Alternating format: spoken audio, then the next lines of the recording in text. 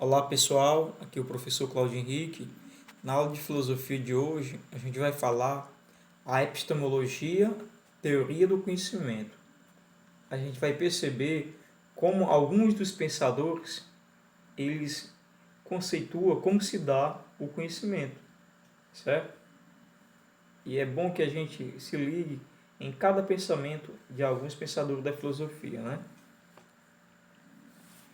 Então, tudo que a gente falar aqui é na visão filosófica de alguns pensadores da filosofia, quando se retrata como se dá o processo de conhecimento, né? Ramo da filosofia, né? A teoria do conhecimento, que estuda a natureza do conhecimento, como podemos conhecer os objetos, a realidade, a natureza e Deus. Qual é a origem do conhecimento?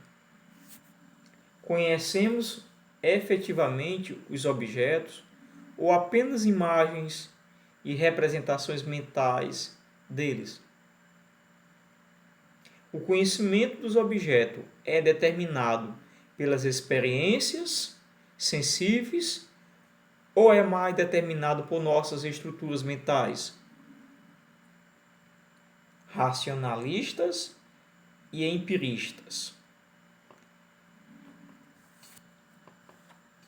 Vamos lá. Vamos perceber o que é o racionalismo na filosofia, né? O que é defendido no racionalismo? Como é que ele é colocado, as ideias racionalistas? Então, o racionalismo ele é uma doutrina filosófica que defende que a razão, o fundamento de todo o conhecimento possível, ou seja, que o que leva o conhecimento seria a razão, isso para a teoria racionalista, né? O racionalismo de René Descartes é um dos maiores teóricos do racionalismo, né? Então Descartes utiliza um método dedutivo, ou seja, um método que utiliza o raciocínio lógico, que nos permite alcançar novas conclusões ou proposições a partir de teses consideradas verdadeiras. Exemplo: se A é igual a B e B igual a C, então logicamente A vai ser igual a C, porque A é igual a B e B é igual a C. Isso é uma lógica, né? René Descartes, ele fez parte do século XVI, XVII, né? Nas suas influências nesse período. Ele influenciou o pensamento de sua época ao defender que os sujeitos eram seres racionais, capazes de alcançar o conhecimento verdadeiro, e que por isso não era simples presa do destino divino. Então ele diz o seguinte, que o homem, né, os seres humanos, eram seres racionais e que passivos de conhecimento verdadeiro, independente da questão do divina, né? É considerado o fundador do racionalismo moderno. Quem? René Descartes. A razão para ele é o foco da geração de ideias no ser humano, né? Ideia de Descartes. Utilizando a dúvida metódica, né? Então, primeiro de tudo, para ele tinha que duvidar de tudo que não seja uma certeza inquestionável, né? Ele é cético de certa forma, né? Descartes buscou alcançar através do exercício racional verdades indubitáveis, né? Defendia que a razão era a única capaz de chegar ao conhecimento. Então, para Descartes, para chegar ao conhecimento é pela razão. Olha aí. O conhecimento da realidade a partir de pensamentos lógicos e dedutivos, independente da experiência. Então, ele não vai muito para o lado do empirismo, das experiências, né? Que é uma outra corrente da filosofia. Então, a racionalidade, ele vai se afirmar dentro do pensamento lógico, dedutivo e independente. como é que a doutrina racionalista, a corrente racionalista da filosofia, o que é o racionalismo? Uma corrente filosófica. Quais são os tripés que ela se afirma? Né? As questões do pensamento lógico, dedutivo e independente. Né? Defendeu que as ideias claras e distintas descobertas em nossa mente através da dúvida metódica são verdadeiras, pois Deus não daria ao homem uma razão que o enganasse sistematicamente. Ou seja, que os seus pensamentos a partir da razão é confiável, porque o Deus não daria ao homem, né, ideias que lhe enganassem. Para Descartes, jamais devemos admitir uma coisa como verdadeira, a não ser que ela seja evidentemente verdadeira. Então, ter muito cuidado com a verdade diante da verdade, porque só é verdade quando há verdade, segundo Descartes. O pensamento racional com fonte de certeza e da verdade. Para Descartes, quando buscamos as ideias claras e distintas, devemos abandonar todo o conteúdo ou conhecimento derivado da percepção proveniente dos nossos sentidos, como cheiros e sons. Ou seja, a questão do empirismo, né? Deve ser colocado de fora. Devemos buscar sempre ideias claras, né? Racional. Nada das experiências e nem dos sentidos. Ele defende que a razão contém ideias inatas, que são prévias a toda experiência e que são essas ideias que devem guiar o nosso conhecimento. Se o homem é contido de razão a partir de ideias natas, o homem tem conhecimento consigo já, né? Penso, logo existo. Essa frase é famosa dentro da filosofia de René Descartes. O que ele quis dizer? Penso, logo existo. Não é? Que é a partir do que eu penso que eu dou existência às coisas. As coisas passam a ter existência a partir do que eu penso. Os meus pensamentos dão existência às coisas. Se eu sou um ser que não penso, eu não tenho existência. 4 passos de pensamento de Descartes. Primeiro, a dúvida é o pensamento. Segundo, o pensamento pressupõe o algo pensante. Terceiro, o algo pensante é o eu. O quarto, portanto, o eu existe. Ou seja, eu só tenho existência a partir dos meus pensamentos. O que eu penso. Quando você é uma pessoa que pensa, que fala, que comenta algo, que coloca algo para as pessoas lhe dão existência. Nós somos para pessoas seres existentes a partir da nossa atuação, do nosso pensamento, nossa fala, nossas ideias. Ceticismo. O que seria o ceticismo? Ela é uma doutrina, né? Essa doutrina, o ceticismo, segundo a qual o espírito humano não pode atingir com certeza nenhuma a verdade de ordem geral e especulativa. Ela vai contrapor as ideias de racional, né? Ou seja, a pessoa cética, né? Ele é a pessoa que está ali sempre na dúvida, certo? Nunca está aceitando as ideias, sempre questionando.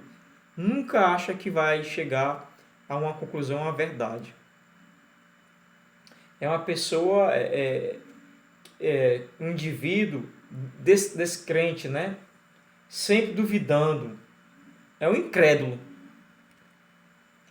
Método cartesiano. Verificar se existem evidências reais e indubitáveis, né, acerca do fenômeno ou a coisa estudada. Analisar, ou seja, dividir ao máximo o problema em suas unidades mais simples e estudar essas unidades mais simples. Sintetizar, ou seja, ordenar novamente as unidades estudadas, desde a mais simples, a mais complicada, enumerar e revisar toda a conclusão ou as conclusões e princípios utilizados a fim de manter a ordem do pensamento e de ter certeza de que nada foi esquecido. Então esse é o caminho do cético, né? Já o empirismo, né? O empirismo ele é uma corrente da filosofia. O que é o conhecimento empírico?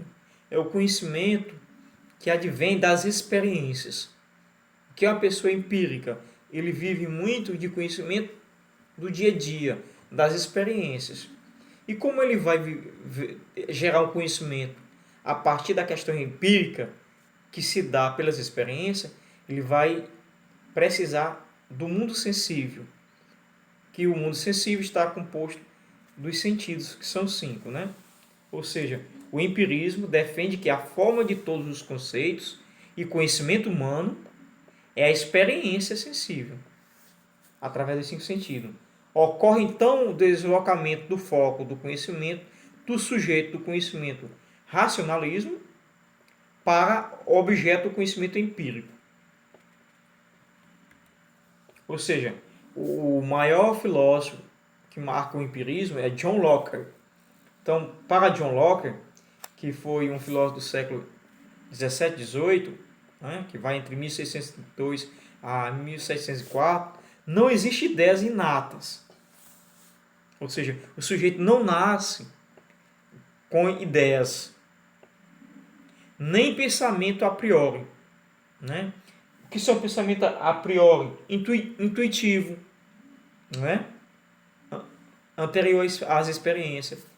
E todo conhecimento estaria fundado na experiência. Então, para John Locke, não existe as ideias inatas e nem o pensamento a priori. Que são ideias inatas. O sujeito nasce com aquelas ideias. Que é o conhecimento, o pensamento a priori. São a questão de você desenvolver a questão intuitiva, né? O empirismo ele só vai aceitar as ideias das experiências. E aí vai entrar os sentidos, né? O homem nasce como se fosse uma folha em branco. John Locke. Então, quem é empírico, quem defende essa corrente filosófica, é como se o homem fosse uma tábua rasa, uma folha em branco. Ele vai, a partir das experiências, adquirir e formular conhecimento. As 4 partes da razão segundo John Locke. Capacidade de encontrar provas, a sagacidade da razão permite que ele descubra provas, ampliando o nosso conhecimento, ordenação e disposição regular e metódica das provas, colocando-os na ordem clara e adequada, percepção na conexão entre as provas, ilação ou inferência, percepção da conexão que existe entre as ideias, capacidade de tirar conclusões, tirar a conclusão correta, o que leva ao conhecimento. Então, John Locke e o liberalismo, Locke também influenciou a filosofia política, ao defender a tese dos direitos humanos, naturais, direito à vida e à liberdade e à propriedade, para evitar o estado de guerra de todos contra todos, estado sem a razão. Firma-se-ia entre os homens um contrato social para garantir os direitos naturais e instituir o Estado Civil. George Berkeley, né, século XVII, XVIII, já o pensamento de Berkeley, as ideias berkeleyanas, para George Berkeley, uma substância material não pode ser conhecida em si mesma. O que se conhece, na verdade, resume-se às qualidades reveladas durante o processo perceptivo. O conhecimento dos objetos se daria pela percepção dos mesmos, ou seja, é impossível separar objeto e percepção. O empirismo radical de David Hume, né, do século XVIII ao século XVIII, que é marcante o David Hume.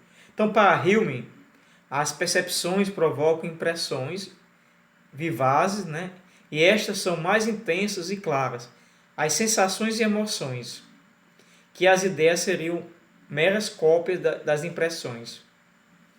Então, para Hume, divide os objetos da razão em ideias, proporções intuitivas, que são demonstradas pelo próprio pensamento, como na álgebra, na geometria e na aritmética, né? Questões de fato, raciocínio sobre as relações de causa e efeito que existiam na percepção da ligação entre objeto e eventos e que se daria a partir da experiência. Então, Hume ele vai buscar também nas ideias empíricas, né? Na experiência. A origem do conhecimento. Segundo Hume, critica o ceticismo, ele critica totalmente o ceticismo, né? Radical de Descartes, e propõe um ceticismo moderado. Os sentidos podem nos enganar, por isso a sua informação deve ser apoiada com a razão. Para David Hume, a sensação é a origem do conhecimento, ou seja, as nossas representações mentais têm origem nas sensações. Então Hume defende as sensações, né? Para Hume, a confiança nos sentidos é uma espécie de instinto natural que nos leva a admitir a existência de um mundo exterior à nossa mente.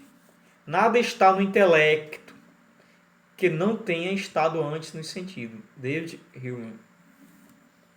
Existem ideias inatas na mente humana que foram colocadas por Deus ou semelhante.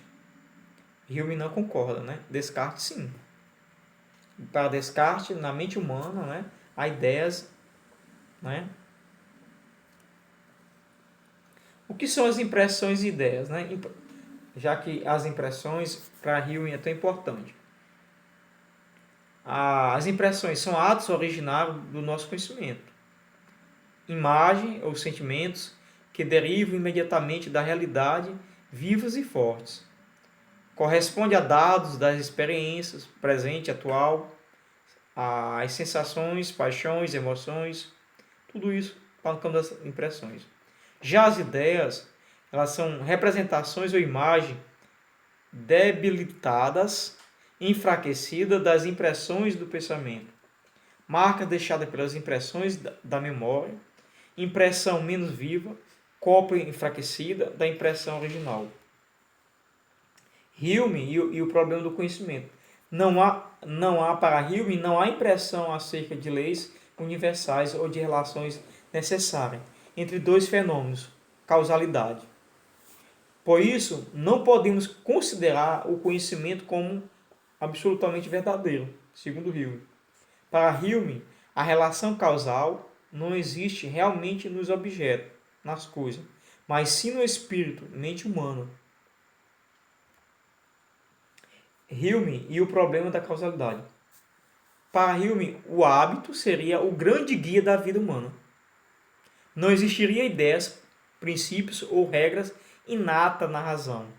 Toda associação de causalidade entre fenômenos seria derivada do hábito. É o hábito que me faz concluir que existe uma causalidade, A e B, e esperar sua ocorrência, né? O conhecimento científico seria contingente, ou seja, valeria apenas para as atuais condições da natureza. Não chegaríamos por dedução, nem mesmo por reflexão, à ideia de causalidade, mas apenas pelo hábito, né? Quando a gente diz aquela questão, amanhã eu vou encontrar com a turma após o sol nascer, né?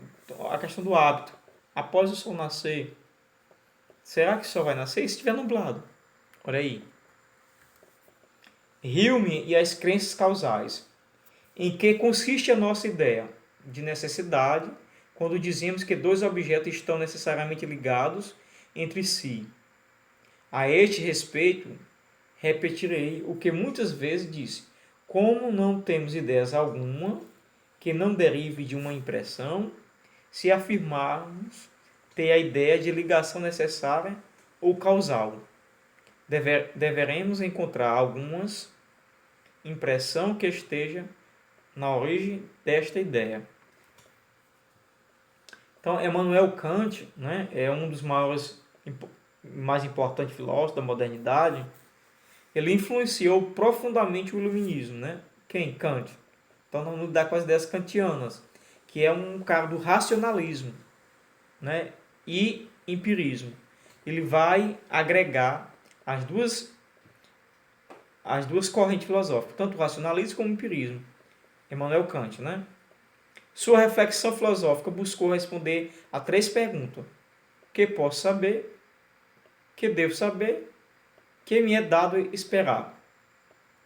Immanuel Kant. Para Kant, né, as ideias kantianas, é essencial que o sujeito saia do seu estado de menoridade. O que é menoridade para Kant? Mediocridade, ignorância, comodismo, né? Pessoas que não querem ler, não querem se aprofundar, não querem se refletir, e aí cai na mermice, né? E alienação. Através da coragem de fazer uso de teu próprio entendimento, esclarecimento. Então, o homem tem que procurar o entendimento, o esclarecimento, a reflexão. Para ele, os indivíduos são capazes de pensamento próprios e precisam cultivar a liberdade de pensar. Kant procurou distinguir o conhecimento puro, a priori, do conhecimento empírico, proveniente da experiência. O conhecimento para Kant tem início na experiência.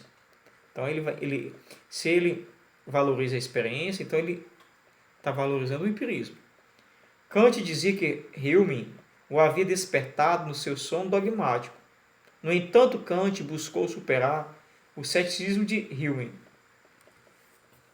O racionalismo e o empirismo. Para Kant, o racionalismo e o empirismo são concepções insuficientes para explicar o conhecimento humano. O que podemos saber? Kant afirmou que, apesar da origem do conhecimento ser experiência, se aliando aí com o empirismo, existem certas condições a priori para que as impressões sensíveis se convertam em conhecimento, fazendo assim uma concessão ao racionalismo. O conhecimento transcendental. Transcendental, o que é comum a todos os homens. Transcendente, os casos particulares e individuais.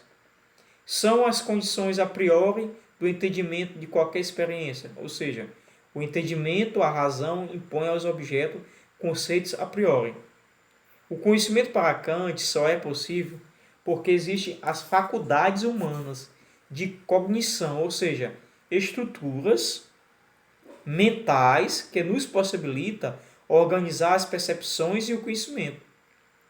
Essas estruturas são transcendentais e a priori, comuns a todos os indivíduos.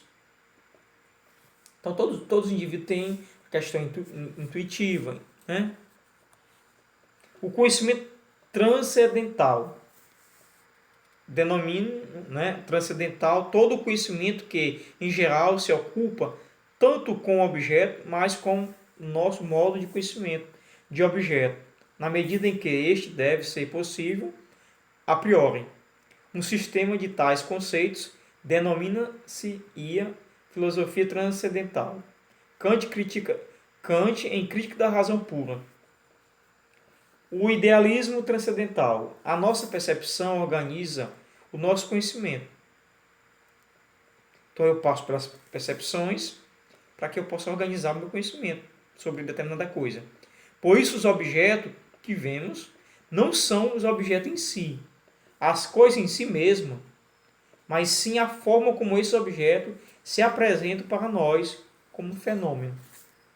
Ou seja, o que eu estou vendo sobre o objeto não é o que o objeto é, né? Mas a forma é que dá ao objeto aquele conhecimento que eu tenho sobre o objeto. Para Kant, o que vemos é a representação das coisas na nossa percepção. Então, as coisas são para mim aquilo que a minha percepção produz, construiu. O conhecimento humano. Para Kant, há 2 fontes principais. O conhecimento do sujeito, a acessibilidade e o entendimento. O que seria acessibilidade? Modo receptivo, passivo, por meio no qual os objetos nos afetam, sendo a intuição a maneira como nos referimos a esses objetos. O entendimento seria por meio no qual os objetos são pensados nos conceitos categóricos. As formas a priori da intuição, sensibilidade. O conhecimento a priori ele se baseia na intuição. O espaço e o tempo são condições a priori, necessárias e universais de nossa intuição, para que possamos conhecer os objetos. Para Kant, o espaço e tempo não fazem parte das coisas em si, não são propriedades dos objetos, são formas de nossa sensibilidade, ou seja, faculdade do sujeito. As formas a priori do entendimento, após o sujeito ser afetado pelo objeto da intuição, sensibilidade, esse objeto precisa ser organizado na razão para poder ser entendido. As percepções nos apresentam objetos múltiplos e desordenados. A organização da percepção a partir dos conceitos puros do entendimento, categorias, possibilita impor uma ordem que torne inteligível a compreensão dos objetos.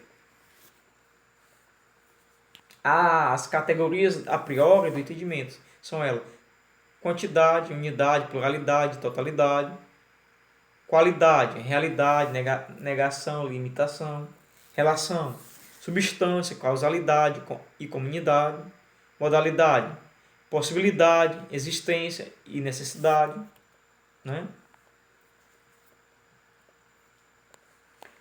A posteriori, experiência contingente. A priori, razão pura, universal e necessária. Experiência, sensibilidade, espaço, dimensões, tempo, quanto à existência. Entendimento, categorias, quantidade, qualidade, relação, modalidade. O conhecimento de garrafa forma-se com parte a posteriori e a priori. Racionalismo ou empirismo? Os dois, sem sensibilidade nenhum objeto nos seria dado. E sem entendimento nenhum seria pensado. Pensamentos sem conteúdo são vazios. Intuições sem conceitos são cegas. Kant, Crítica da Razão Pura. Racionalismo ou empirismo? Os dois. Resumindo, os pensamentos sem o conteúdo da experiência, dados através da sensibilidade, na intuição, seria vazio de realidade, racionalismo. Por outro, a experiência dos objetos, sem os conceitos a priori, não teria nenhum sentido para nós, empirismo.